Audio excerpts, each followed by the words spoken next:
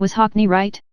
French researchers to give nicotine patches to coronavirus patients and frontline workers after lower rates of infection were found among smokers.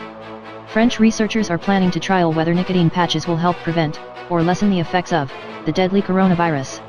Evidence is beginning to show the proportion of smokers infected with coronavirus is much lower than the rates in the general population.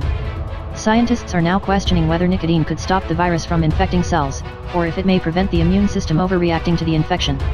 Doctors at a major hospital in Paris, who also found low rates of smoking among the infected, are now planning to give nicotine patches to COVID-19 patients. They will also give them to frontline workers to see if the stimulant has any effect on preventing the spread of the virus, according to reports. It comes after world-famous artist David Hockney last week said he believes smoking could protect people against the deadly coronavirus. Mail Online looked at the science and found he may have been onto something, with one researcher saying there was bizarrely strong evidence it could be true. One study in China, where the pandemic began, showed only 6.5% of COVID-19 patients were smokers, compared to 26.6% of the population.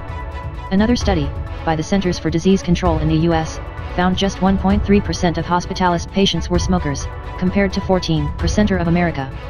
And research by hospitals in Paris found that smokers were underrepresented in both inpatients and outpatients, suggesting that any protective effect could affect anyone, not just those hospitalized by their illness.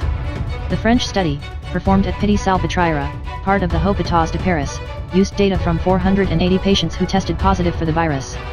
350 were hospitalized and the remainder recovered at home. Results showed that of the patients hospitalized, with a median age of 65, only 4.4% were regular smokers.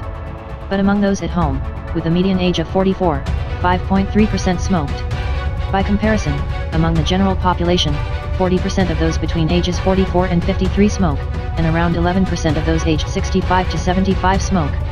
The researchers determined that far fewer smokers appear to have contracted the virus or, if they have, their symptoms are less serious. Our cross-sectional study strongly suggests that those who smoke every day are much less likely to develop a symptomatic or severe infection with SARS-CoV-2 compared with the general population, the study reads. The effect is significant. It divides the risk by 5 for ambulatory patients and by 4 for those admitted to hospital. We rarely see this in medicine. The team says it is not advocating that anyone start smoking because cigarettes have fatal health risks. However, French neurobiologist Jean-Pierre Changeur, who reviewed the study, told The Guardian that nicotine may be hindering the virus from entering the body's cells. In addition, the authors theorize nicotine could abate the immune system's overreaction to the virus, which leads to serious complications in some patients. The researchers will verify the study's results by giving nicotine patches to hospital patients, those in intensive care and frontline workers. This is not the first article to suggest that nicotine may ward off the coronavirus. A French study from the University Pierre-et Marie Curie found that just 8.5% of 11,000 hospitalized coronavirus patients were smokers compared to 25.4% of the country's population. And it also found, albeit in a small study, that people who had milder coronavirus infections and didn't need to be admitted to hospital had lower smoking rates, too. Just 5.3% of the 139 outpatients in the study were classed as active smokers, still a fifth of the proportion of smokers in the general public. The paper focused on statistics but pointed to past research which suggested nicotine may alter receptors inside the body called ACE2 receptors, which the coronavirus relies on as its gateway into the body. Any protective effect, the researchers suggested, may therefore work for people with any level of infection, not just those with severe illness.